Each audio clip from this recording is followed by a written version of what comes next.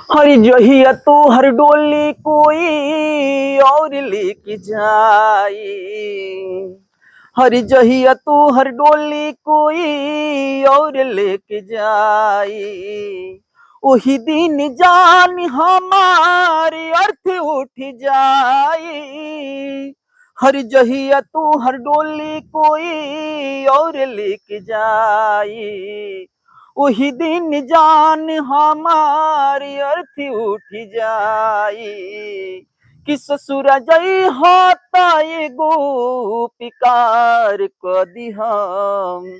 कि ससुर जई होता एगो पिकार क दिहा। हमर जान हो कि हमर जान हो अपना हाथे हमारे अंतिम संस्कार क दिहा। हमर जान